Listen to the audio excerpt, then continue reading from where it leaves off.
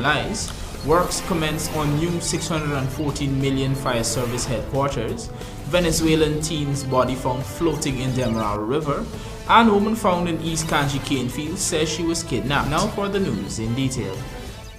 We begin tonight's newscast by telling you that Kemraj Puran, a 48-year-old farmer of Pearl East Bank, Demerara, has suffered major losses as a result of floodwaters inundating his farmlands following persistent rainfall over the past week. In our lead story tonight, Amar Prasad reports that the farmer is blaming the floods on improper drainage facilities and the failure of the Neighborhood Democratic Council to maintain the trenches. Let's have a look. The Hydrometeorological Service on Wednesday issued an extreme rainfall advisory.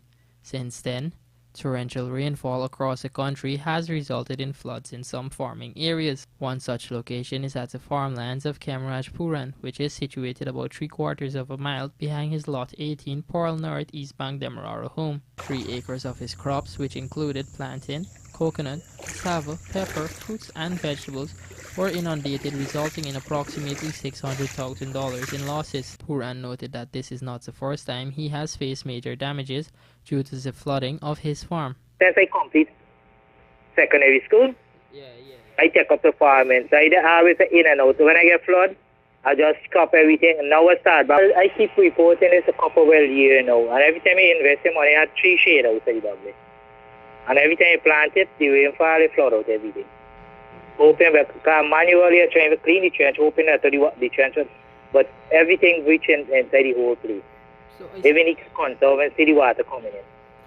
So you know, my time I report to the NDC, and how would I say that I'm going to look into it? The farmer said he had previously complained to the Ministry of Agriculture at one time in 2018, and they had sent an excavator to clean the trenches that were clogged. I ever went into Minister of Agriculture 2 times. In 2018, 2018, when a high mackerel was to go in for dig, and the place and stuff, and he saw it, and then he crashed and he did a piece of them by me farm. But they can't take out all the water because the main drainage canal totally blocked. Puran explained that he is not asking for any flood relief or financial help, but just for the trenches in the area that drains water off the land to be cleaned and maintained. Me really asking for flood relief at Ireland. Yeah, we're asking is for drainage. If we can get a machine and dig back this thing them proper, me mind maintaining it. Okay. You understand? Because I know the drainage is important. Meanwhile, efforts to contact the area's Neighborhood Democratic Council have proven futile. For the evening news, Amar Prasad. The government of Guyana, through the Natural Resources Ministry, has operationalized its local content registry. This will see Guyanese nationals making themselves available for employment opportunities, as well as local companies and even individuals listing their goods and services to be procured by operators in the oil and gas sector. Amar Prasad joins us again with the details. The establishment of this registry was stipulated in the Local Content Act, mandating the Local Content Secretariat to develop and maintain a register of Guyanese nationals and locally owned companies. There are 2 registration options available: employment registration and supplier registration. For the latter, a Guyanese national or Guyanese company can apply for and be issued with a certificate of registration to supply goods and or the provision of services for petroleum operations in Guyana. Similarly, the employment registration allows Guyanese nationals to obtain the certificate that will give them priority access to job opportunities in the sector. The Local Content Act outlines some 40 different services that oil and gas operators and their subcontractors in Guyana must procure for Guyanese companies at specified percentages by the end of 2022, including 90% accommodation, rental, janitorial, and catering services, as well as 100% local insurance services, 75% local supply of food, and 90% local accounting services. Oil and gas companies and their subcontractors who fail to meet the minimum targets and or in breach of the Act can face fines from $5 million to $50 million. Meanwhile, the Private Sector Commission on Friday declared its support for the swift operationalization of the Local Content Secretariat and the activation of the registry. The PSC said it will continue to work in close coordination with all stakeholders in order to train and educate the Guyanese labor force to take full advantage of the local content opportunities. For the evening news, Amar Prasad. We now tell you that the emergency medical services have been recording the highest traffic in daily calls, and first responders have been highly successful in providing medical assistance on site. Here is Rupert Sinarine with more. Home Affairs Minister Robeson Ben on Friday expressed his satisfaction with the level of services provided by the EMS, which has been recording about 20 calls every day. For this, he announced an expansion to cater adequately to the country's demand. But one of the successes we've been having is in the operations of the emergency medical services. The ambulance service has the most calls on a daily basis in respect to call-outs. When the fire assets are called up, there's a lot of men, large equipment, the most expensive equipment, but 18 or 20 or more calls per day related to the ambulance service. And we are expanding that service along with some new fire stations we're building in Eccles and other places. But they carry people to the hospitals for the triage, the medical interventions to be done on them. And they have been fairly well successful, and we have to upgrade their training to the point where they can provide more service, more efficacious service on site when they arrive. The Home Affairs Minister pointed out that they are seeking to expand all areas of response under the ambit of the Guyana Fire Service, given the devastation that usually follows such incidents. As of last year, there was a decline in the number of fires when compared to 2020. We want to improve further, and we want to move forward on all fronts to have a better and safer environment in Guyana, not only for the way we live and relate to each other, but to develop the country to make life better for each and every one. When the fires come, they are no respect of race, religion, ethnicity, or anything. Everybody is affected. As of October 2021, the Guyana Fire Service had responded to over 830 reports of fire for the year, a 43% decline when compared to the same period for 2020. Calls were pegged at 1,469 within that reporting period. Rupa Sinarine, The Evening News. Rupert Sinarine joins us once more to report that the construction of a new headquarters building for the Guyana Fire Service, a project which was pegged at $614 million, has commenced. Here's more. Home Affairs Minister Robeson Ben disclosed on Friday that the start to the new building will serve in ensuring enhanced and faster response from the fire service. It will replace the age-old Central Fire Station in the vicinity of the Stabroek Market, a high-traffic area that has posed challenges in the past. We have started the building of a new Georgetown Fire Station. The Central Fire Station will move down to Homestretch Avenue. If you pass by, you may see the foundations being laid out already. And it is important because we say that the Stabroek area is too congested. It has to be improved, of course, but that in relation to the space for all the new appliances we're bringing in and are supposed to be repairing to, we need to have a new layout, new space, new buildings, modern architecture. A contract of $614 million was signed with Mohammed's Enterprises for the construction of the new headquarters last November after an allocation was made in the 2021 budget. The expected time of completion is 14 months from the commencement date. Meanwhile, Budget 2022 saw some $2.7 billion earmarked to enhance the capacity of the fire service. Rupa Sinarine, The Evening News. Coming up on the other side of the break, Venezuelan teen's body found floating in Demerara River. Please stay tuned.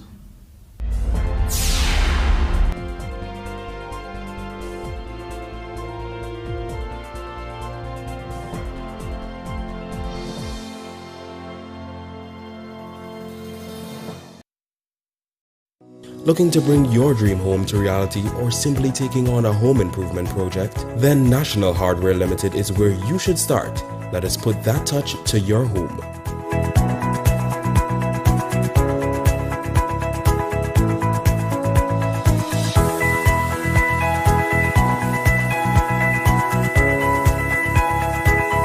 Choose from over 1,000 Berger Paint original hues for any surface.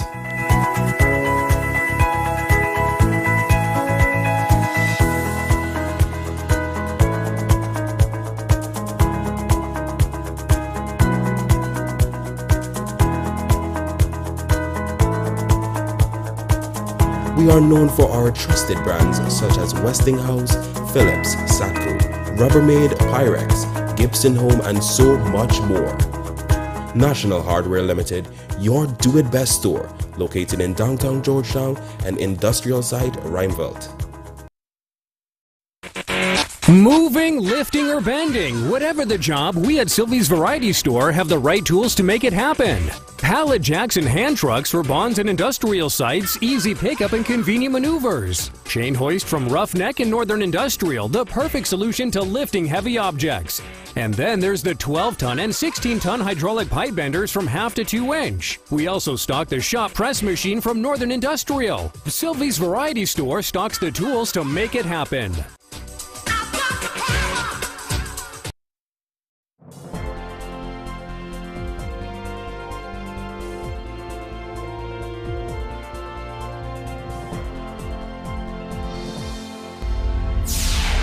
Welcome back, you're watching the evening news.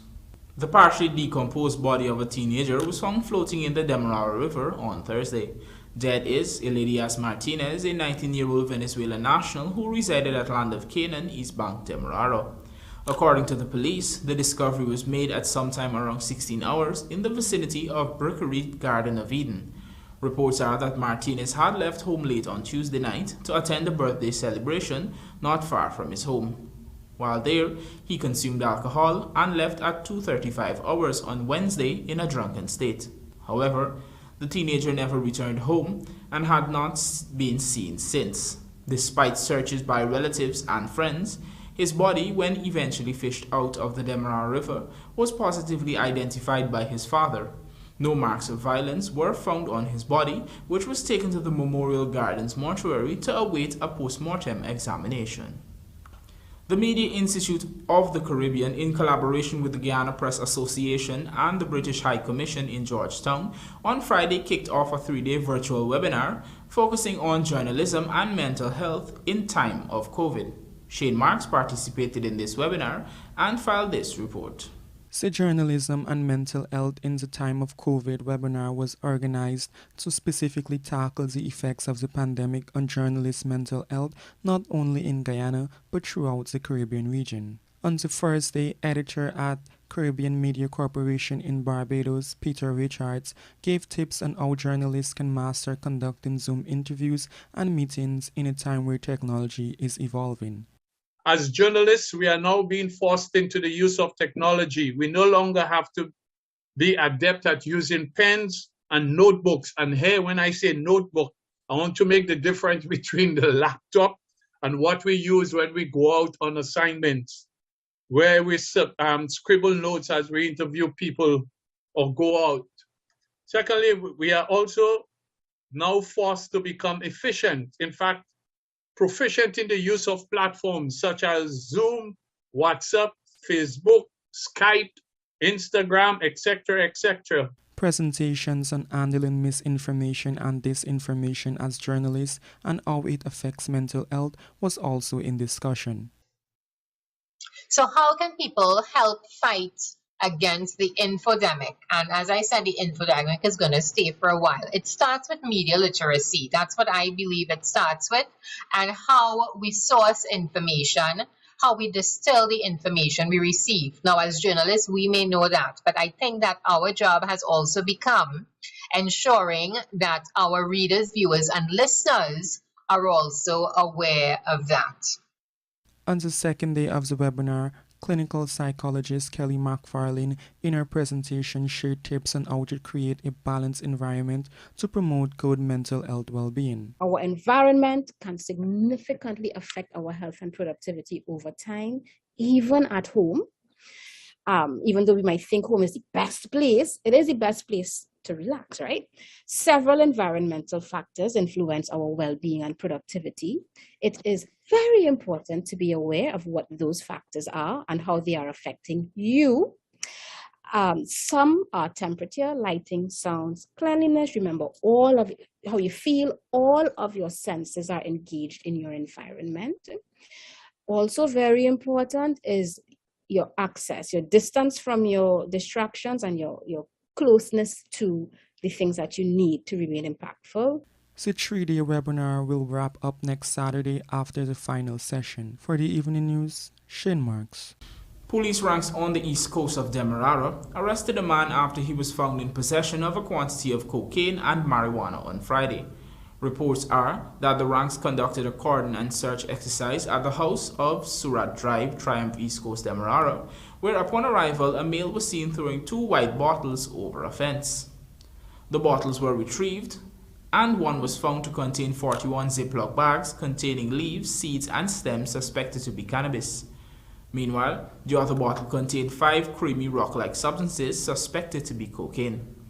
The male was arrested and escorted to Betterfor Acton Police Station, where the cannabis was weighed and amounted to 49 grams, while the cocaine weighed 1 gram. The suspect remains in custody pending charges. An elderly woman was on Friday afternoon discovered naked in the cane field at a village in East CANJE, Berbice. She told residents in the area who went to her aid that she had been kidnapped.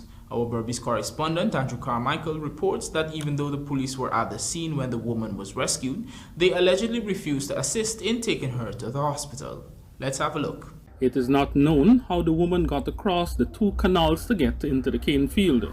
When she was seen, the police were contacted and responded. We find this lady about this afternoon in the cane piece. We saw the lady when we go out now there, and I call the neighborhood because I don't know her. Because how she did in the cane, I don't know her. So all the neighborhood come out and they say call the police, they call the police. The police come like about after half an hour. And when they come, they can't swim. They said I don't know how to swim. So the neighborhood tried to help to bring the lady over. And the lady come over, they said give the lady her clothes. And all the neighborhood was here, and we give the lady clothes, and the police drive off and said they're coming back.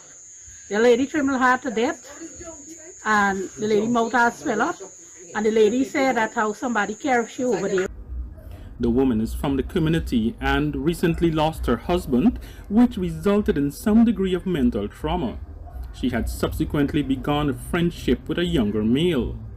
Even though the story she told cannot be verified, she was naked, and there were signs of physical trauma to her face, which is consistent with her story that she was in the cane field for an extended period. And the police did not question she, and even if we carry the lady to the hospital, they leave the lady here, and all the neighbors call for the police, and the police them not respond. They call Nyamsaram say you need contact with the patrol van. What kind of police is that don't have if you send out, how they gonna rescue people if one crime scene there? Contact was subsequently made with senior police officers within the division, and they intervened and ensured that the police came back, took the lady to the New Amsterdam hospital, where she remains as a patient. While this incident here took place on Friday evening, just the evening before, on Thursday evening, a superintendent attached to the Rose Hall estate of the Guyana Sugar Corporation was riding his bike home, not very far away from where this incident took place. The officers on patrol stopped him, told him he was looking drunk. They said they needed to conduct a breathalyzer test, and he had to go to Central Police Station in New Amsterdam. But before they did that, they demanded that he give them each $2,000. That would have been $10,000. Of course, he didn't give them the money. They took him to Central Police Station. When they got there, they told him that they did not have the instrument to conduct the breathalyzer test, and they had to get one from the quarantine.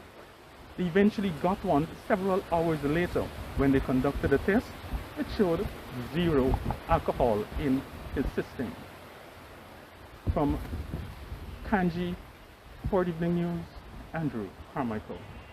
We will now take a look at the bridge reports. So Demerara Harbour Bridge will be closed to vehicular traffic on Sunday, February 27, 2022 at 1 hour for a period of 1.5 hours. Meanwhile, the Berbice River Bridge is expected to be closed at 14 hours on Sunday, February 27, 2022, also for a period of 1.5 hours. $1 Million Man Shepherd working to become world-class all-rounder. This and more coming up in the Sportscast sponsored by Macorp.